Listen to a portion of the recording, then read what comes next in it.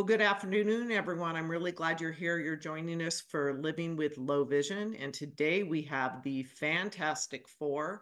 I am Kimberly Klein. I'm the Director of Sales for LVI America. And the PowerPoint is a turquoise with bright white, and the Fantastic Four is all capital letters because, boy, do we have a great group of people for you to learn from today, ask questions, and just thank you so much for joining us. I am recording the session today, so it will be up on our YouTube channel sometime next week. We have a panel of 4 powerhouse people who live with low vision and use their lives to open doors for others with blindness and low vision in Tennessee. Today is very unique. It's kind of like I'm on vacation. I feel like it's a summer vacation, even though I'm here in the summer heat in Las Vegas of 100 and probably 5 to 7 degrees today. But Cheryl's doing all the heavy lifting today. So we have a guest host, Cheryl from Mountain View Low Vision. She's going to be introducing and interviewing the Fantastic Four. You don't want to miss this opportunity to hear. There's such exciting things that they have to share. So Cheryl, welcome. Thank you. And thank you for this opportunity. I remember us having our discussion about what this could look like, and it's super fun to be here today with the idea realized. That's great. Thank you so much. Well, Cheryl, I'm going to barely talk. This is like a treat for me, and I'm going to turn it over to you. And we have our first guest coming up, Jamie. So I'm going to let you take it live with Jamie. Yes, yes. So I first of all just want to introduce each of the 4 of the Fantastic Four and kind of, I don't know, share how we connected. And then we will launch into getting to know the Fantastic Four through a series of 4 questions and change up the order a little bit and who gets to answer first. So Jamie, she's our first of the Fantastic Four. Jamie is a relatively new Tennessee vocational rehabilitation counselor. She is a proud graduate of the Colorado Center for the Blind, of their excellent programming. And what I have learned over time is that Jamie is obsessed with Star Wars. So there you go. So that's Jamie. Next we have Quinn. So actually, Kimberly, I think in the order we have Meredith. So it's a little different on my screen, but next we have Meredith. Meredith is a ninja of all sorts. She is a fellow small business owner, so she is down in the trenches with me, and we kind of share experiences back and forth. She owns a business called Vision Link Solutions that does a variety of things for clients here in Tennessee. She has a million certifications, and I will get tongue-tied if I try to share all of them with you. But she is a CADIS and a CVRT from ACVREP. She is JAW certified, Zoom Tech certified, and I could probably list 30 more of them. So she's very, very certified. And she is a heavy techno nerd and gamer. Then we have Natasha. So Natasha, got to know Natasha fairly recently. I've known the other folks a little bit longer. Natasha is a Tennessee Business Enterprises consultant. So this is the BEP program, or the Blind Enterprise Program. So for Tennessee, she is the, correct me if I'm wrong, Natasha, the first visually impaired consultant providing excellent advice and support for our blind vendors in Tennessee. So you're the first, correct? I am the first. Yeah, cool. What I've learned about Natasha is very, very into fashion, fitness, and comedy. Like when we're together, we do really nothing but laugh. So don't get much done. We just giggle. And then we have the one dude in the crowd, Quinn Howard. So Quinn is, he is the Middle Tennessee supervisor for the Tennessee Vocational Rehabilitation Team.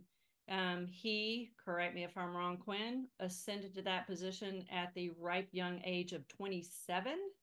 So young guy with a lot of talent in the rehabilitation space, and is a supervisor to an exceptional team including Jamie. Jamie is one of the ones on his team. Quinn is also very much into fitness, as is Natasha, and he has the biggest guide dog I've ever seen. And his guide dog looks terrifying to me, but is the gentlest, sweetest, best behaved guide dog. So that's the Fantastic Four.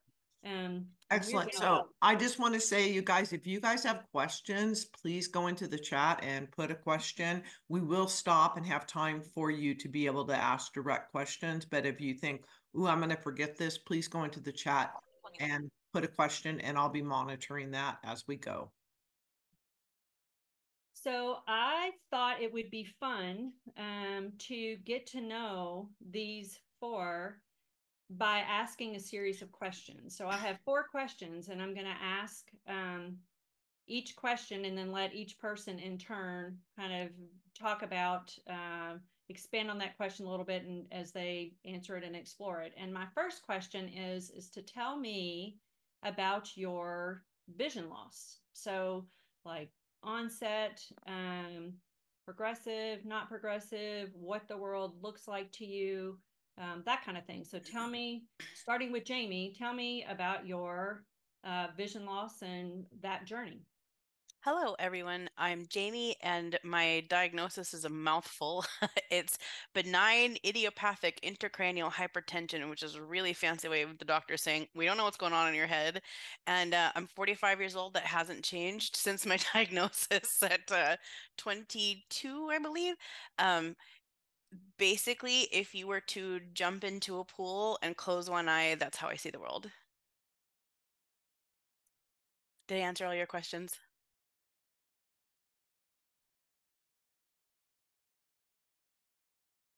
Cheryl, are you muted? I was. There you are. So the world, you see the world with one eye, and that world fuzzy, just super fuzzy. Yes, I see lots of shapes and colors, but nothing in great detail unless I have my assistive technology. Which we will talk about in depth in a minute. Right back there. Right back there. Okay, Meredith, tell us about your vision loss and kind of that journey for you and what the world looks like for you. Hi, everyone. Well, I have macular dystrophy. It was diagnosed when I was 25. At that time, I didn't know what it was. I didn't realize I had a vision problem. It is progressive. It is genetic, so it's in my family, and it's dominant, so it's in every generation of my family. I knew it was coming. My mother was totally blind by the time she passed. My grandfather was totally blind by the time he passed. Mine is currently at 53. I can see, if you look through a really bad Tennessee fog, that's what I see. So sometimes I can see things and sometimes I can't.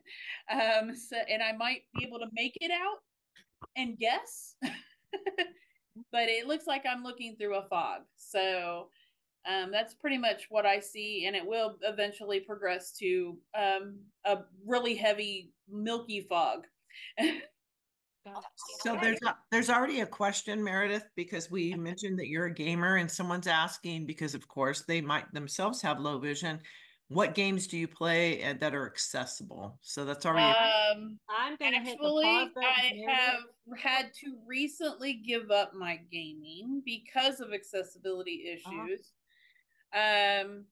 So I was a heavy World of Warcraft gamer. And they did put a screen reader in that game, but it doesn't work 100%. We're going to hold off. I'm going to hit the pause button here because go ahead. We are going to my last question, which is to explore hobbies and how all that works with a vision impairment. So thank you for that question, and we are going to explore that deep in a minute. So Natasha, tell us about your eyeballs and your vision loss and that journey for you. Okay, well, thank you for this opportunity to share with you about my eyeballs. They are brown, by the way. But I was diagnosed with retinitis pigmentosa, RP, which is a degenerative retinal condition. I was diagnosed at the very tender age of 8, right about a little bit more than 30 years ago. And the way that and because it's a progressive condition where my vision was 5 years ago, 10 years ago, 20 years ago, is totally different, from where I am today. So it's constantly evolving. I don't want to say changing, literally it's constantly evolving. And so it's consistent adjustment and just consistently having a positive onset on this diagnosis. And I guess the best thing, I was sitting here thinking about the best answer to that question, about how do I see the world. Probably what I would love for people to understand about my vision is that it absolutely probably does not fit in someone's box of what their understanding of vision loss is. Mm-hmm. I often have people to say, wait a minute, you can't see that? I thought I saw you see that yesterday. Or, oh, I'm sure you can't see that because you couldn't see this, And so it's like, if and, but, and all of the above, it's just kind of like that with retinal conditions. But if I could try to paint a picture, I do not have much central vision, which is this vision that we use to read, print, recognize faces, see color. However, I do still have some functional peripheral vision. So I use my peripheral vision a lot. So that's the best way I can probably describe it. I think it's interesting, Natasha, getting to know you. You would typically think of someone with RP is losing that peripheral vision, yes, having retained central. And for you, you kind of lost it from both ends, but you do have some good vision on the periphery to help you. You got it. So, yeah. When they diagnosed me, at that point, they did not know how to describe it. So they called it inverse RP, which is not a true, real thing, but that's the best they could do because mine progresses in the inverse. Yeah. So interesting. Mm-hmm. Okay, Quinn, tell Hello. us about your vision. Absolutely. So first, I want to thank you for allowing me to be here. Very excited and for this opportunity. Similar to the Natasha, I also have RP, retinitis pigmentosa. I was diagnosed with my condition, I want to say around 3 years old. At the time, they just knew I couldn't see. So I didn't get the official diagnosis until well into high school, almost senior year. But up until from the age of 3 till about my senior year of high school, it was believed that I had ONH, optic nerve hypoplasia. So my senior year in high school, about to figure out the rest of my life, all of a sudden these retinal specialists want to do a bunch of tests, which was a journey. And the findings of that was that, oh no, you do not have optic nerve hypoplasia. You actually have RP. And the way my vision works is actually the opposite of Natasha's. So for me, I have very little to no rods, right? So I have no peripheral vision. And I would say to describe my vision, it would be similar to if you take like a traffic cone shape, you put the smallest end of the cone to your face, and you look through that. That field of vision is essentially my field, but since I do have some rods, I do have these random filters of light. So if you poke, pen-size holes throughout the sides of the cone all over in random spaces, that would describe my field of vision. But my central as well, I do use mostly my right eye. My left eye, I lost a significant amount of vision as I aged, especially from my senior year to about my third year in college. I experienced quite a bit of vision loss during that time, especially in my left eye. So my dominant eye now is my right, and my central vision um, is very spotty as well. So to explain that, if you use that same cone analogy that I was just discussing, if you poke a bunch of, you have a bunch of random blind spots. So like if, for example, if Cheryl would hand me a pen directly in front of me in my central vision, and I tell her, hey, I can see that pen, and she moves it, if she stays in my central vision and move it just a centimeter to the left or right or up or down, I would lose it. Mm-hmm. Right. So yeah. Interesting. Well, just getting to know you guys and, having a background in vision loss and experiencing it, hanging out with you guys is really interesting to watch and see, from my point of view, what you see and how you adapt. So anyway, thank you for sharing that kind of as a foundation of us getting to know you a little bit. The next question, and this time we're going to start with Meredith. I want you to talk about your current job and just give us kind of the high point timeline of how you got there. So, how did you get to what you're doing today? And just give us a nice, concise summary of what it is you do. Okay. So that's a big question. That's a big order for Cheryl to ask me. So it all started. I'm from Indiana originally. I actually worked with my VR counselor in Indiana to get where I'm at. So she pushed me in the right direction to get my master's degree in vision rehabilitation therapy from Western Michigan University. And then when I graduated from there, I moved to Louisiana and worked there for about 3.5 years as their access technology specialist. We decided we hated Louisiana because it was too hot and too muggy and too wet. Too many alligators. Do what? Too many alligators. Yeah, and the alligators and mosquitoes and the bugs as big as my arm were too much for me. So then my family and I basically played Russian roulette on locations we wanted to move to. And I located, I was like, well, what about Tennessee? It's halfway between home and the South. So we started exploring Tennessee, South Carolina, North Carolina, and all the surrounding states around here.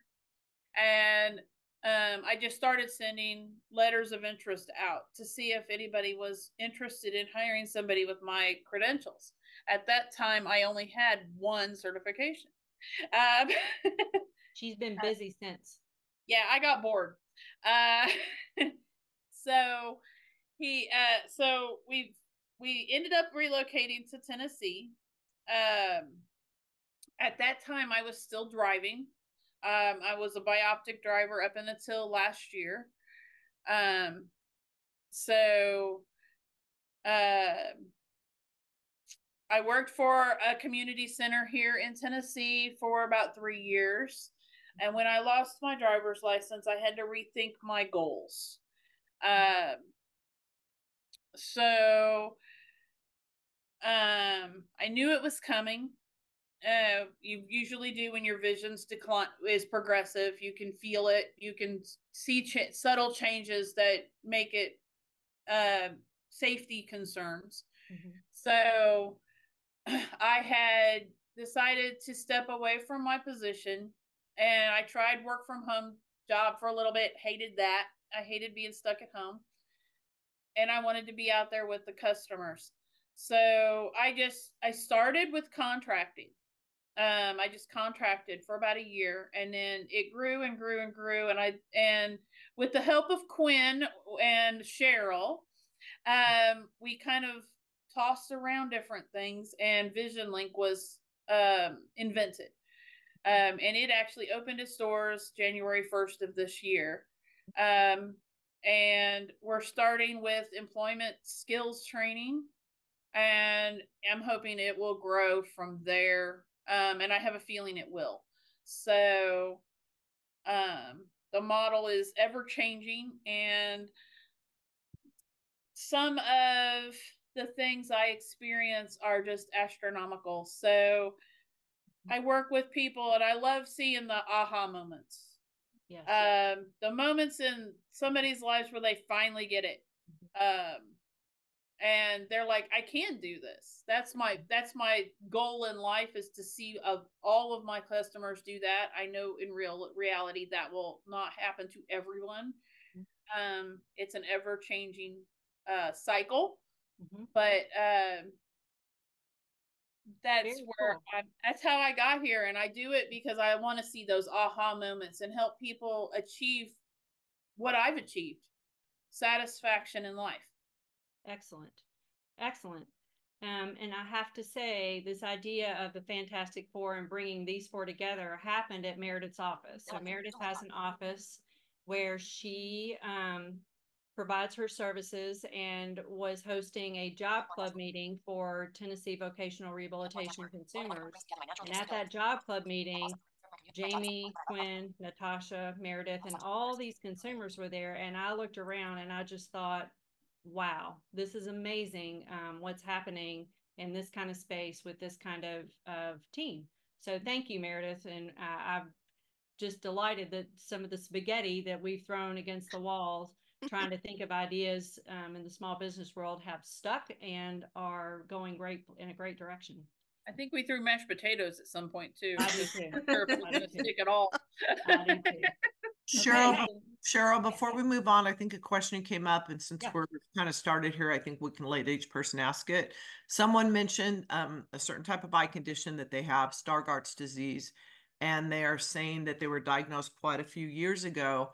And they're saying, what does diet and nutrition play into the daily program of these four people for helping with their eye condition? Do they have any things they can do and that type of stuff? So I wanted to throw that question out there.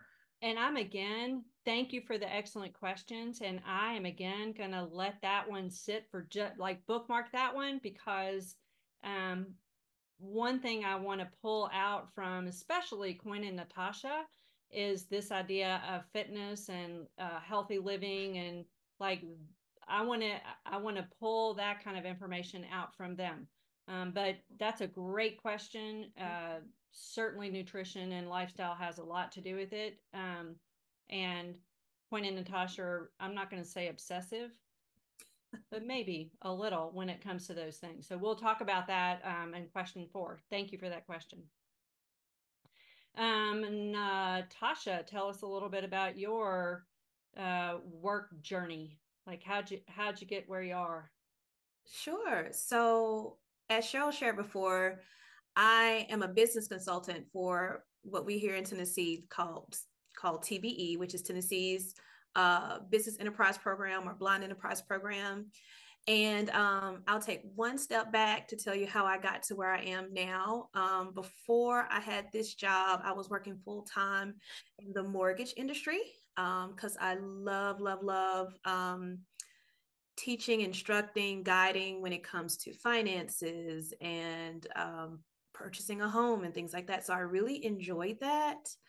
However, as we all know, like the economy lost its mind a couple of years ago, maybe just about 2 or 3 years ago. Interest rates skyrocketed and things like that. And so that industry just became way more heavy than I would like to be in, to be completely transparent. And I was really wanting to do something meaningful, purposeful, something that I can invest myself into for a very long period of time. And as I was looking for my next step before I left my previous job, someone sent me the job posting for the consultant for Tennessee's BEP program and said, do it. Just, you got to have friends like that, like this would be a great fit for you. And I knew very little about the program at that time, just very bare basics information. And I looked at it, and hopefully this may help someone else. I reached out to learn more about the program before I even applied, because it did look intriguing. I reached out to Quinn and said, hey, who is the supervisor? Who's over this? Who can I talk to learn more about this program? And I got to speak directly to the hiring supervisor, ironically, or one of the hiring supervisors, to learn more about the program. And after I did my own personal research and connection to the program, I realized this is exactly where I want to be. And I prayed about it, sought God in that decision, interviewed for the process, got the job, and am just absolutely excited and ecstatic about what I'm doing right now for this program. So that's where I am. BEP has been in Tennessee, I want to say, as early as the 60s.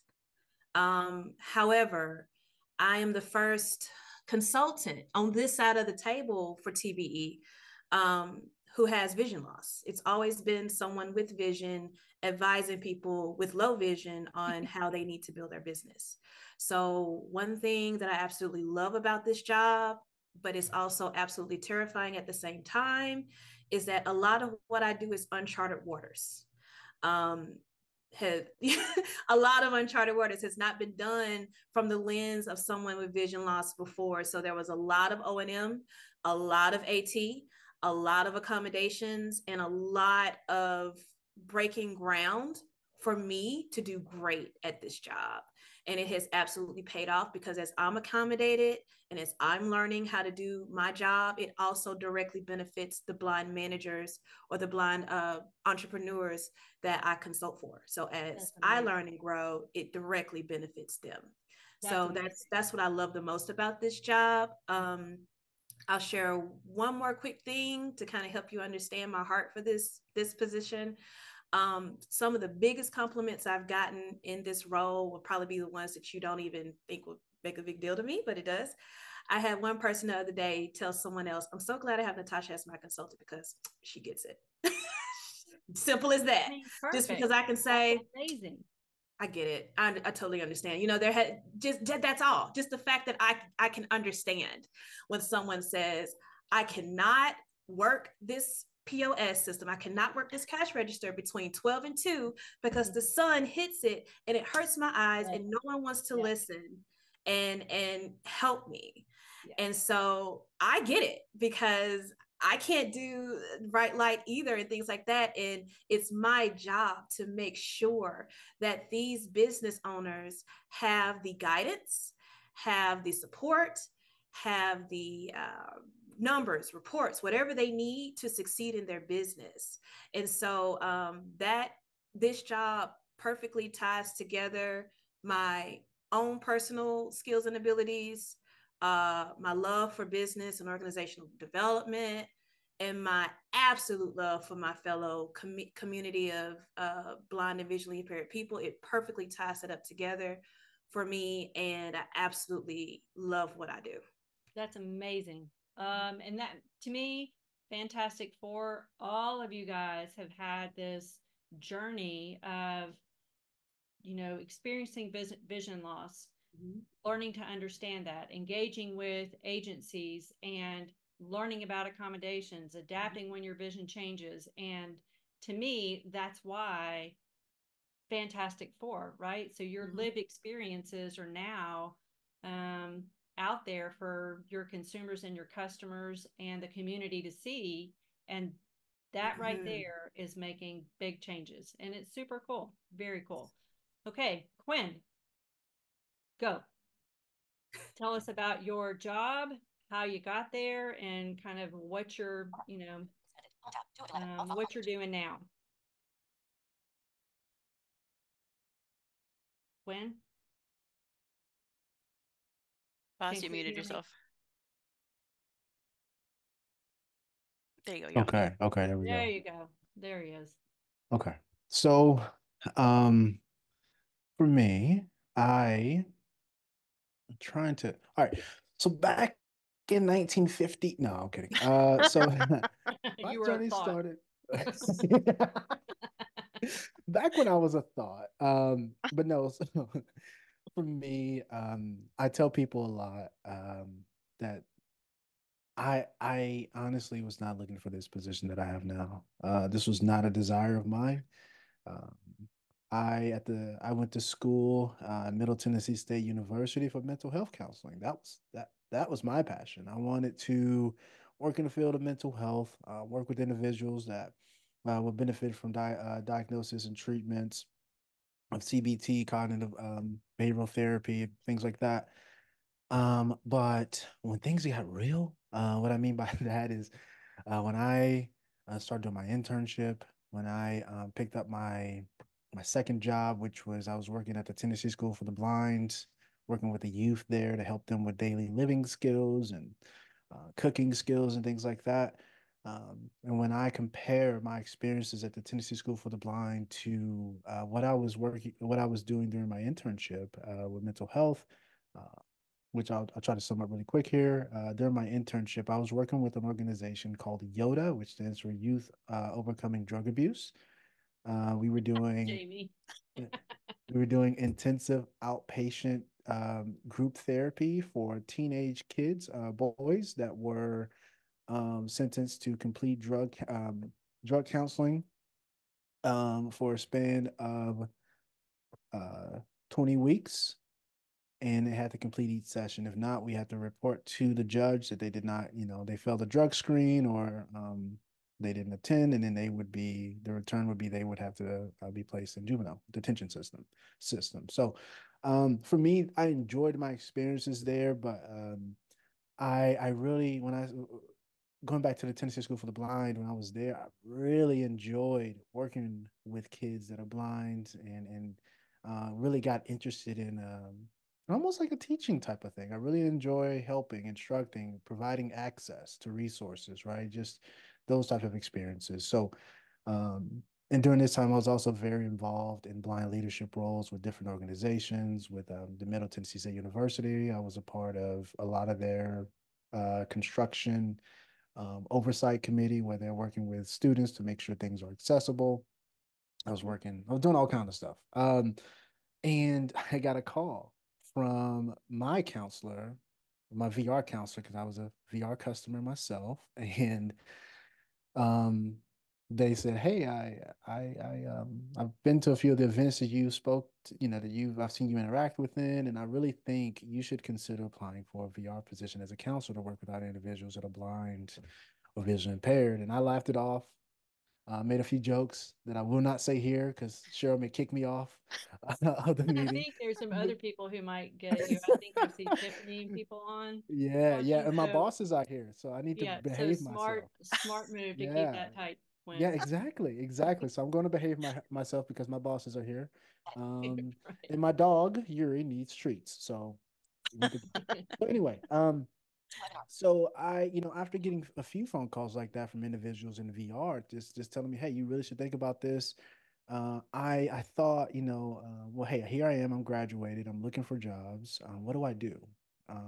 And I really just took a leap of faith and decided to, hey, I know absolutely nothing. At the time, that's how I felt. I knew absolutely nothing about VR. I knew about my experiences as a customer, but that's a customer. I don't know how to do this stuff, right? That was my intention, or my thought anyway. But my intention was, hey, let's give it a shot, right? My plan was, to be honest, my plan was, hey, let's give this a year, because I had to. At this time, I was working on studying for my certifications to work on. I was working on becoming a LPC, licensed professional counselor. So there are different certifications I was working on. So I was like, hey, this gives me money to afford those, right? Like, let's do that. I'll do this for a year. I should have enough, resources and funding to go to the next level. And anyway, literally 2 months into this role, fell in love with VR. And the thing that I enjoyed the most as a counselor and now as a supervisor, um, is the key word for me is access. I really like um, increasing individuals' awareness and access of resources, training, experiences, opportunities. So many things that I did not have um, growing up and did not get the chance to experience. So um, I stayed here, and then a few months later, probably about 9 months later or so, um, I got another call from a supervisor and a few others saying, "Hey, I know there's a supervisor positioning opening in the area you cover for individuals that are blind, deaf, or hard of hearing. Maybe you should apply for that position." I laugh again. Cycle repeats itself. I laugh. No way. No one would take me serious. I'm still trying to figure out how to be an adult. What do you mean? Now you want to be a supervisor? But again, talking to people, even some of the people on the call here that are in the audience, Tiffany Kelly and some others, um, and just talking to them and just building relationships with them really increased my courage. So you say, hey, you know what? Let's it's an experience, right? The hiring process is an experience by itself. I'm blind. I really need to go. I need to get as much experience in the hiring process as possible so I can learn, so I can be more confident and competent in my abilities to interview. Unless I want to be in this role forever as a counselor. And I didn't want that. I really wanted opportunities to move around and get more exposure and experiences. So fast forward, VR was silly enough to hire me as a supervisor. And it's been great. I've enjoyed it. And again, even from this lens as a supervisor, I really enjoy the training aspect, access to resources, and really being a sounding board for our counselors, even our customers. Like I really enjoy it because I get both. I get both positions now. I've been that disgruntled customer. I've also been a very pleased, jovial customer, but I've also been a counselor dealing with the high flux of demands and cases, right? So being in this role really allows me to find a way to kind of weave some type of understanding for myself to really connect and build great relationships with customers and the counselors in the Middle Tennessee area. Very cool. There's so many things there that I could pick out that you said, but one word really stands out, and it's Yoda. when you said youth something something Yoda, Jamie was like, hmm? Jamie, our Star Wars obsessed. Anyway, Quinn, I have to say I just stand in awe of you and your leadership ability and your passion to remember that one client who needs help, instead of being overwhelmed with the blizzard of details it takes to do what you do.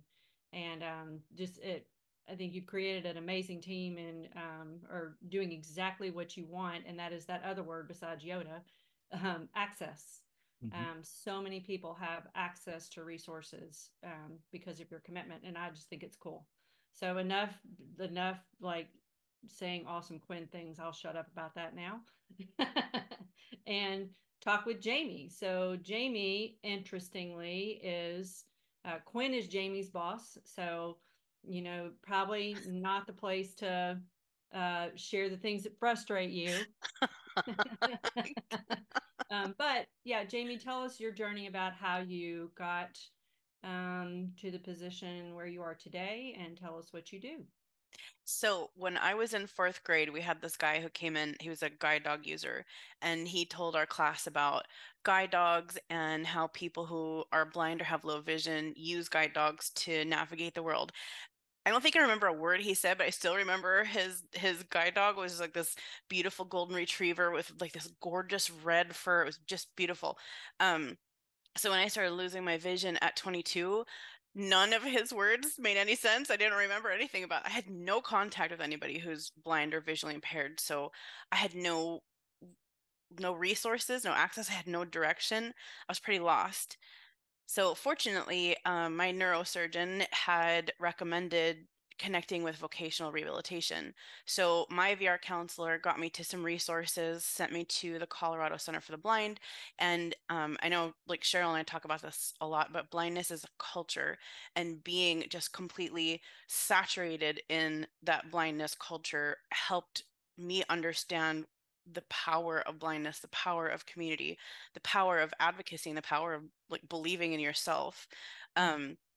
So when I went to college, I got my bachelor's degree, and I was like, okay, I definitely still want to work with animals. And that never really changed.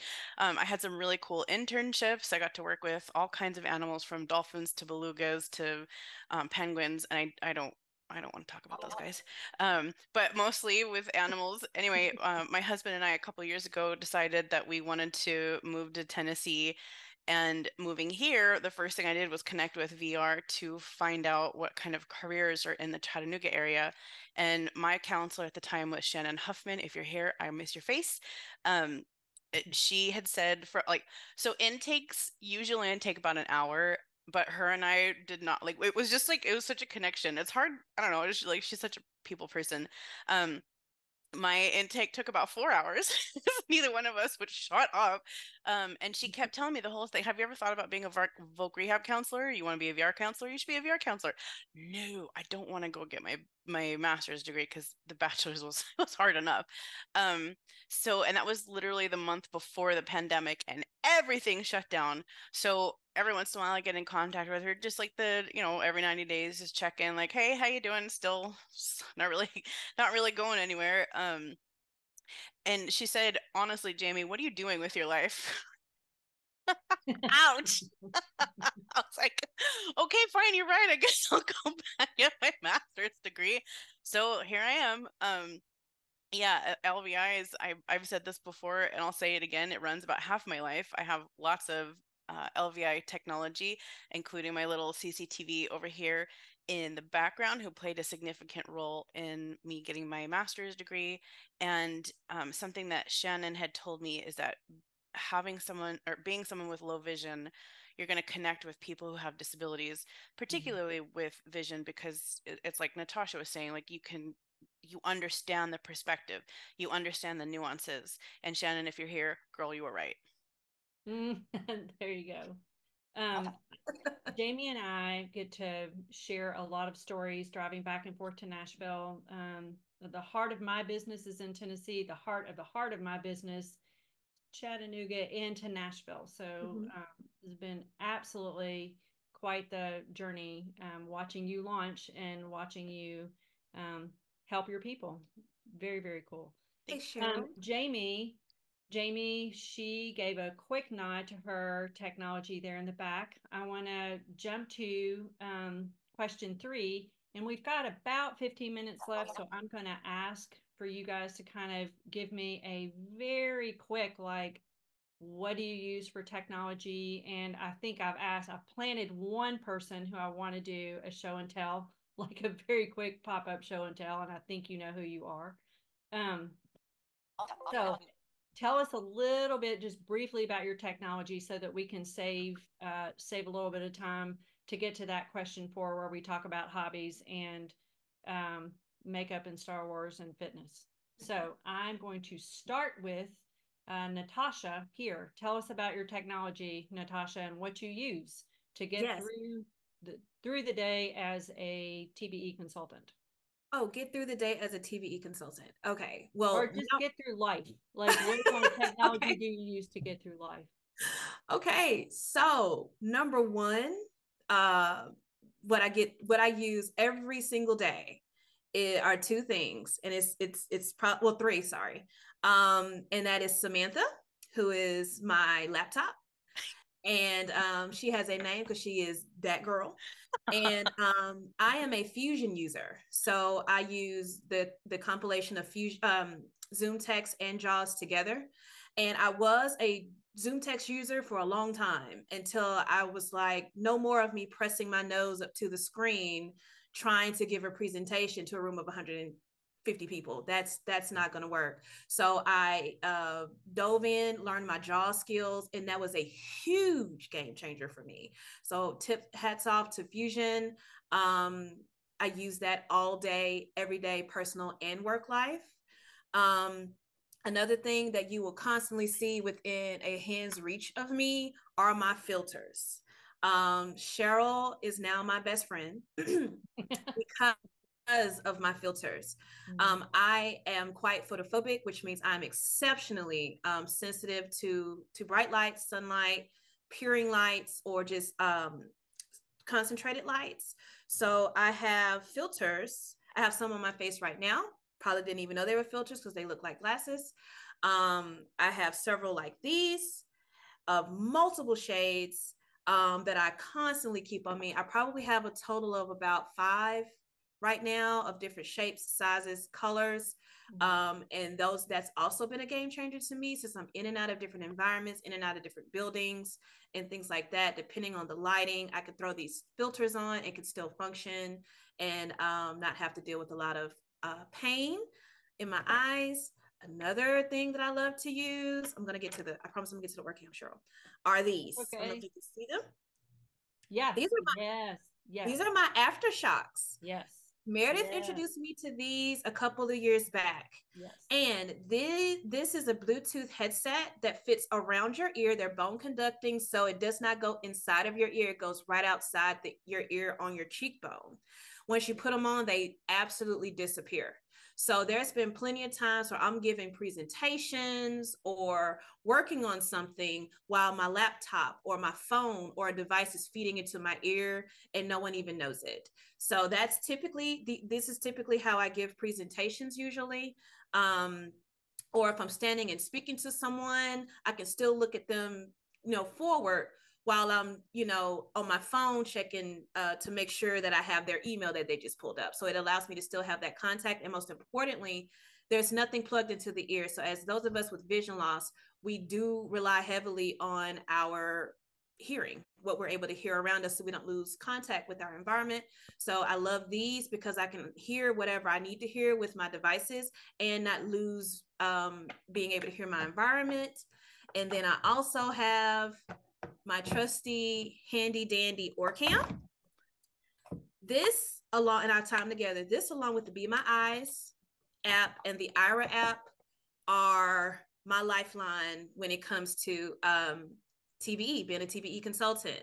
So I can take this little thing and shoot it at a placard on a wall if it doesn't have Braille, and know exactly where I'm in a building. Shoot it at a state tag, know what that state tag number, shoot it in the inside to get the serial number off of a machine. This is how a blind person is a business consultant.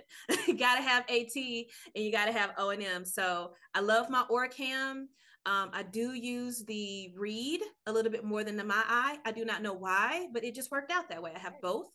But this one is the one that I reach to the most. In my daily life, it would probably be My Eyes and Ira.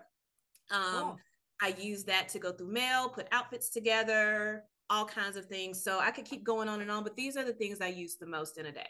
I want to point one thing out that I just think is fascinating about you. Like, I'm not going to say the number, but I know some numbers of how, like, all your technology together and all the things tools you got to make that work.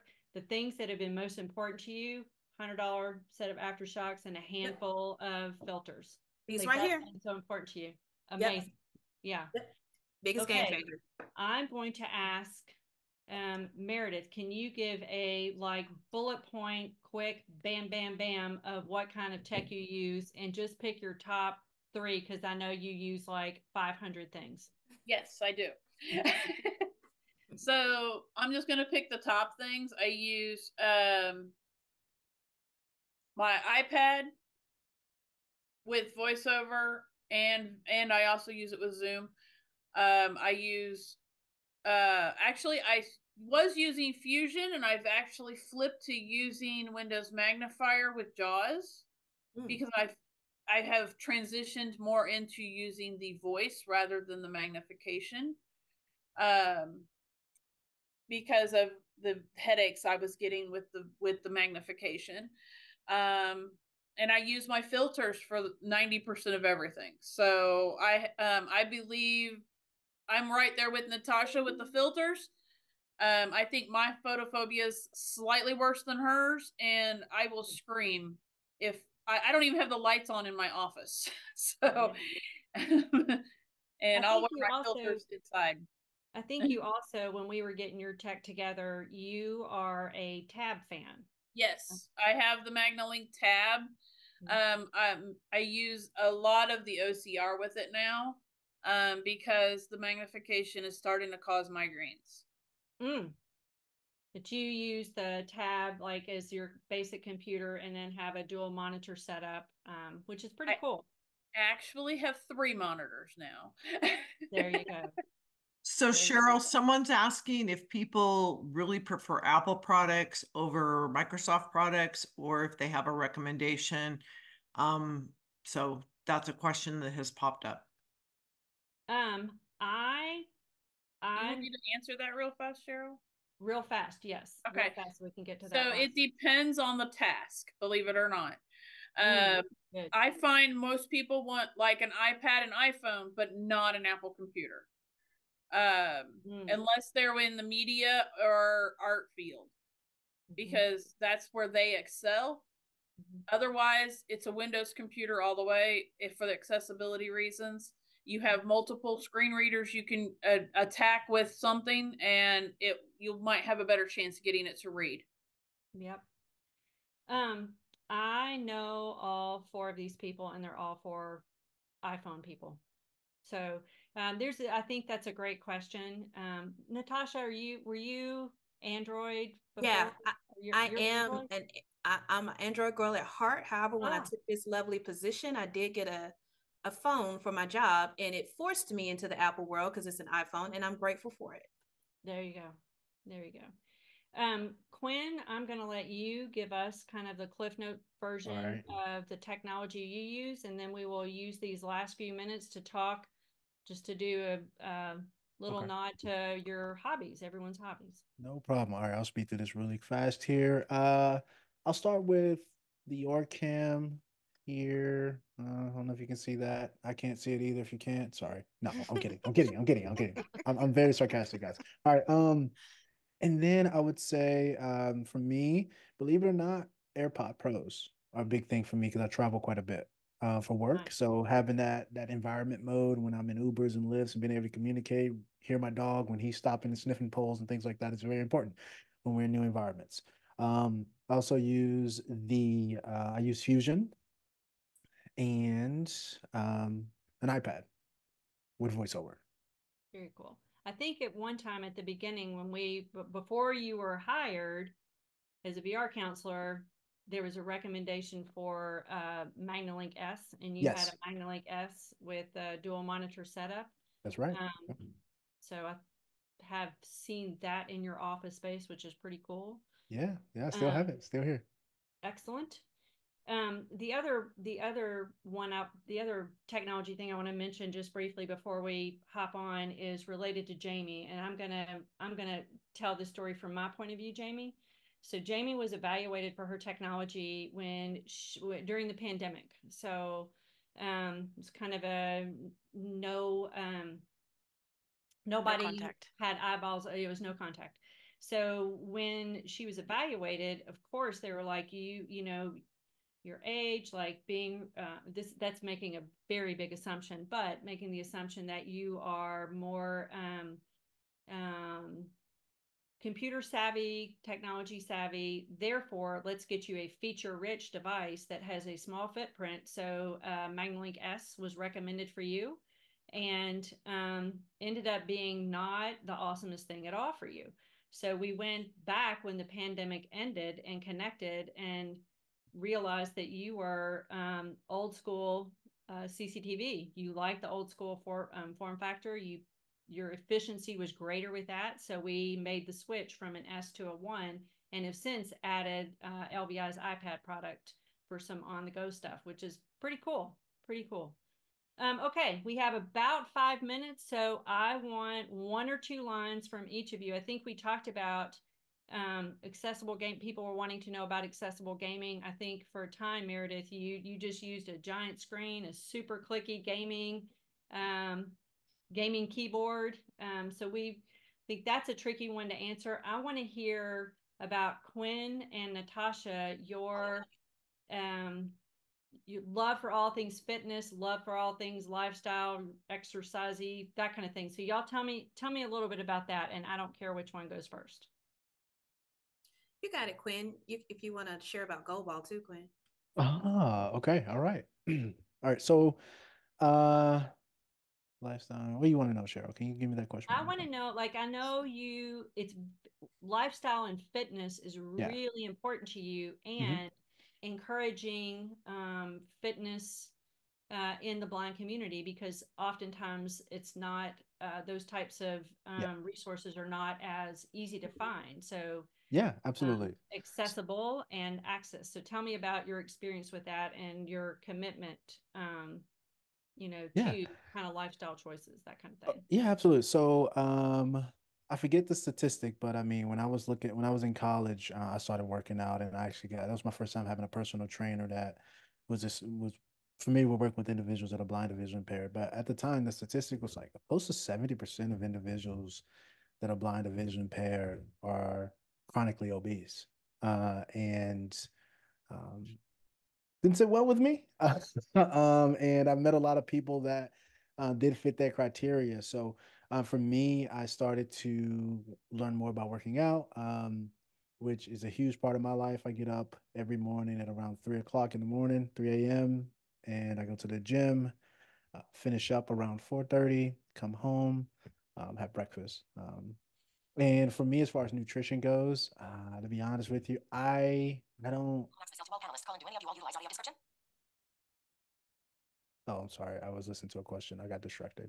The squirrel brain. But anyway, nutrition for me was very huge, and I got into that by using the My Fitness Pal app, which was really quite accessible with voiceover. So I learned to count my macros and learn to use different percentages, like a 40-40-20 split as far as your proteins, fats, and your protein, carbs, and fats.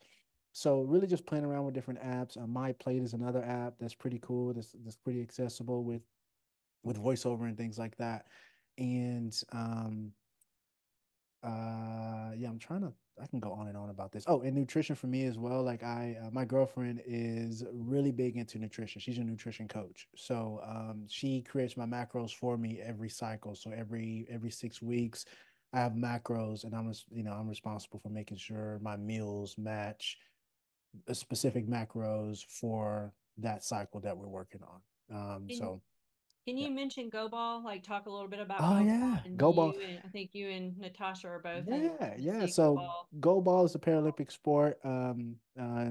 I can go into detail about that if you guys want to know more. But basically, I play that every Saturday with Natasha. We play at the Tennessee School for the Blind for about 2.5 hours. It's very intense, very labor intensive.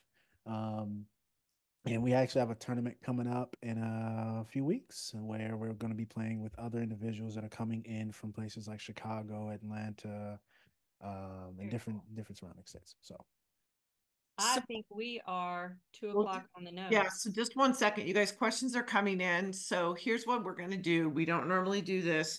Those of you, we normally stop right at the top of the hour, and we're going to break the rule today. There's some good Right. questions. There's some stuff coming in. So if you have to sign off, we understand this will be recorded, but there's some questions coming in, and I don't want to just ignore them. So, Yeah.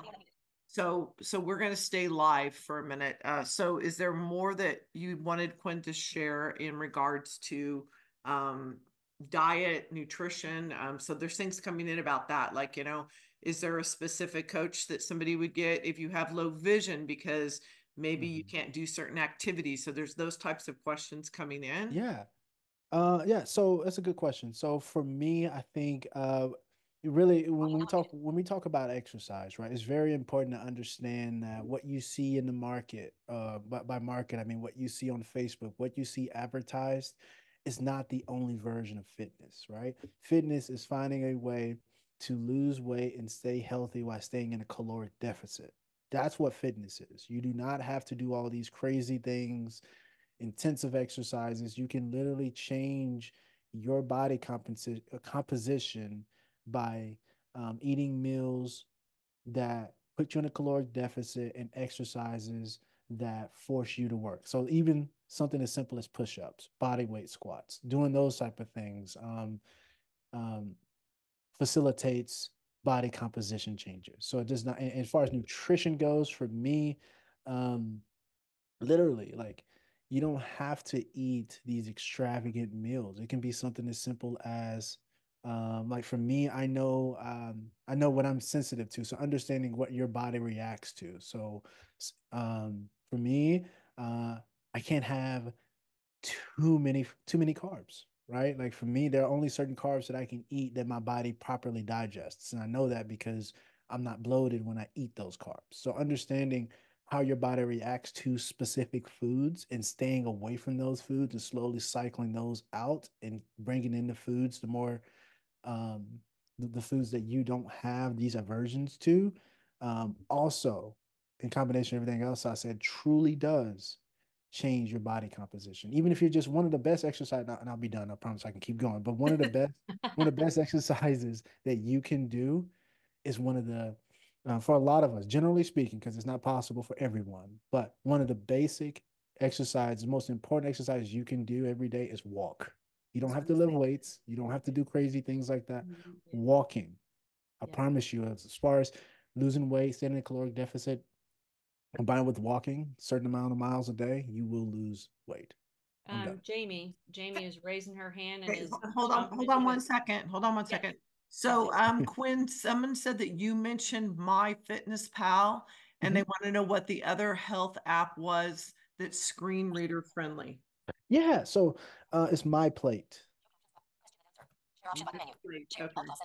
So you guys, we did not have contact information for people at the end. So what we're going to do at the end is we're going to give Cheryl's contact information. And then if you have more questions for specific individuals, you'll reach out to Cheryl and she will get those out. And then if like you want to directly connect with Quinn or one of them, then we can process that way because we're not going to give out their contact information, but we'll give out Cheryl's. Cheryl, yes, that works as well. Riding a bike. I'm sorry, I just yeah. Cheryl, can I jump in right here just to piggyback on Go Ball? You can, and then I want to make sure Meredith gets her, not Meredith, Jamie gets her chance to have her comment too. She had her hand raised. So well, go ahead. No. I didn't hear that part. Go ahead, Jamie. Really quickly. Oh, I'm sorry. I heard somebody say Quinn, something. what about riding a stationary bike? Someone's asking if that's the same as riding a regular bike. Yep. It's not the same, but it's a repetition over time. So yes, it does work, but really there's nothing that will compare to moving your body in space towards towards something that's not designed to move, such as the earth. So you moving your body in space, as far as walking is good. Riding a bike, you're stationary, but it's the same. Yeah, it can work, but I still argue that walking is a full body workout. Works your entire body. Okay, thank you. Jamie. Yes. If I understood the initial question for Quinn correctly, where somebody said like a specific kind of trainer, my husband and I most recently hired a trainer maybe about like 6 or 8 weeks ago. And I've seen some pretty great results, but being visually impaired, I'm the first visually impaired individual that my trainer has worked with. So it's not, it's not always the smoothest ride, but I just want to encourage everybody out there, if you're interested in, contact a trainer, ask them if they've ever worked with somebody who's visually impaired, if they're willing to work with you on like teaching you range of motion. So my trainer allows me to hit my arms on his shoulders, so he'll show me the movement. If I'm doing a movement, I've given him permission. It's okay to touch my extremities to show me the not, I have a habit of sticking my elbows out to like tuck my elbows in more to be more precise with the movements.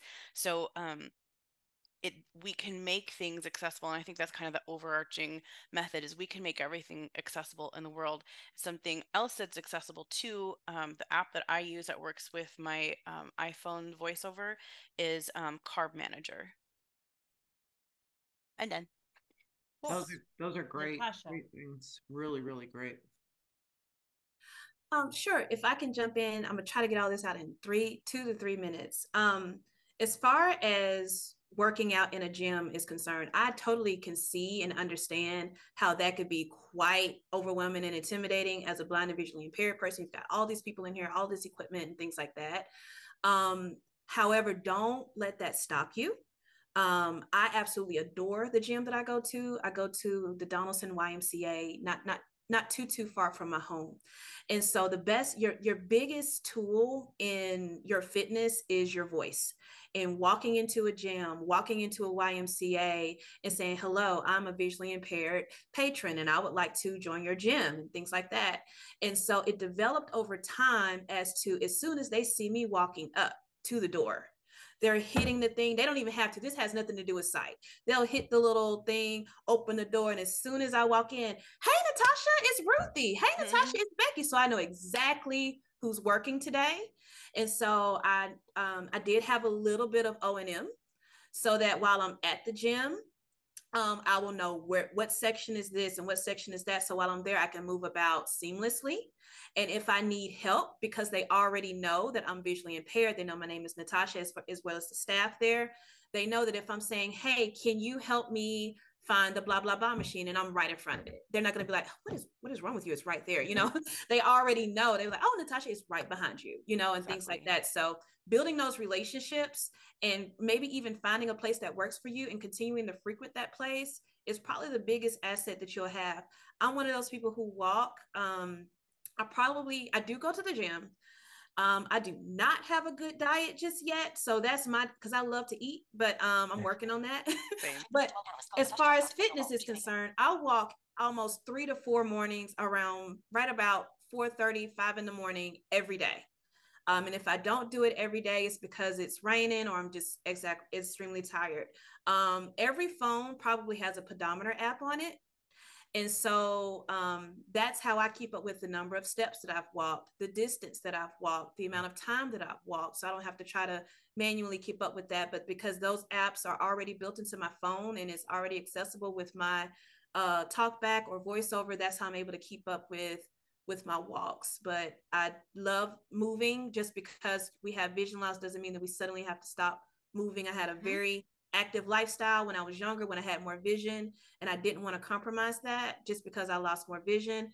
Goal ball is a Paralympic sport that is designed to be played on a team, 2 teams of 3 people, where no one has a visual advantage. Everyone, whether you're sighted or totally blind, has to wear blackout goggles. And it is an audible physical game where you know where you are based on the lines on the floor. You can feel it under your feet. You hear the ball by the chimes in the ball, and you're blocking the ball and scoring into a goal, kind of like soccer. But that's the gist of goal ball. Feel free to look at it on YouTube. I'm on the women's team here in Nashville, and it's a lot of fun. It allows me to move and still enjoy sports, even though I have vision loss.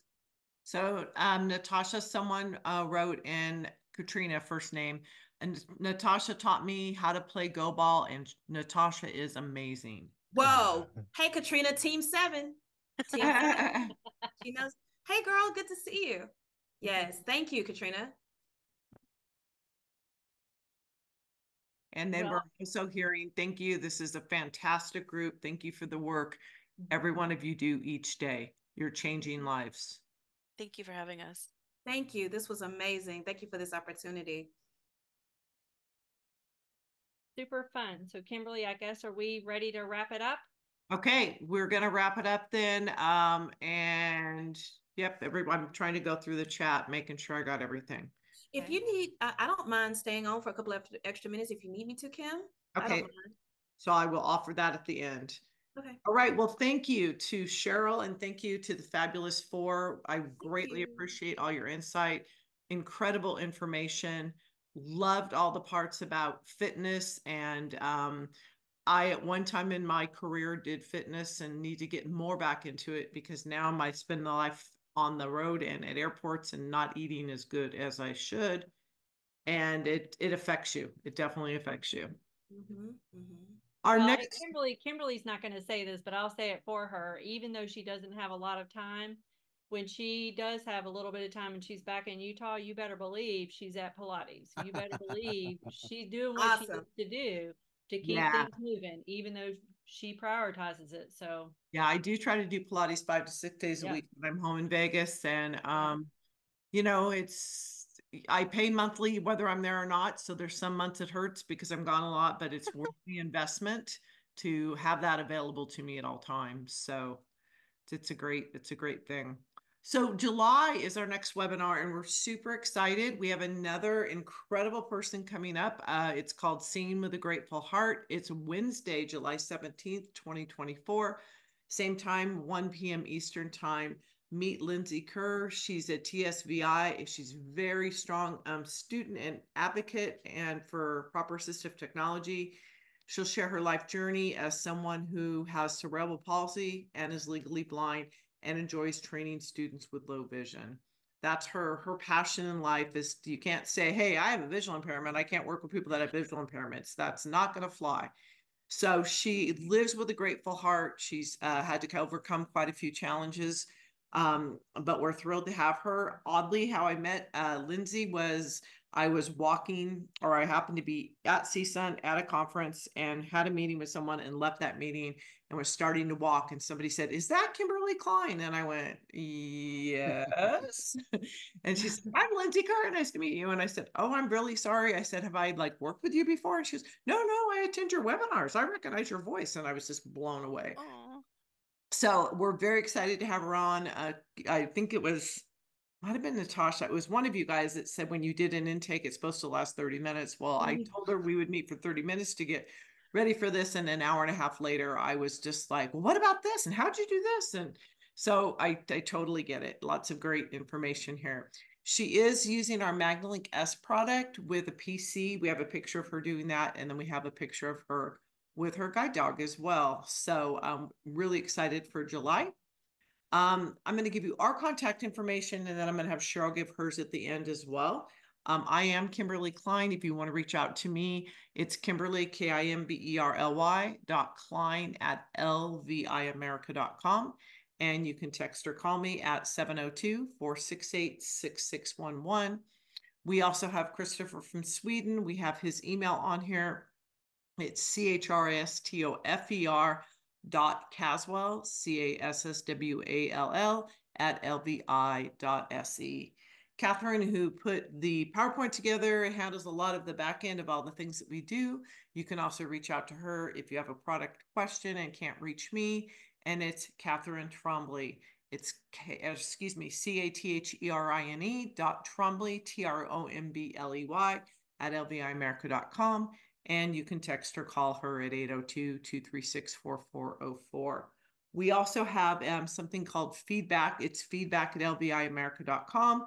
And that's if you have ideas and or suggestions for our product. We have what we do every year is we review all of our products. And then what's in feedback, if like 20, 25 people really want something or a feature added, that's a big deal to us. And we can look at adding that in the future. So please feedback at lviamerica.com. Didn't go a lot into product today. That's not what the focus was, but this all has been hosted by LVI America. We are the subsidiary of LVI, which is in Sweden, where all of our products are made. Cheryl, take it away for giving your contact info. Yes, so I can be reached at Cheryl, CHERYL, at MVLVS.com. So the name of my business is Mountain View Low Vision Services. So if you take the first letter of each of those words, it's MVLVS.com.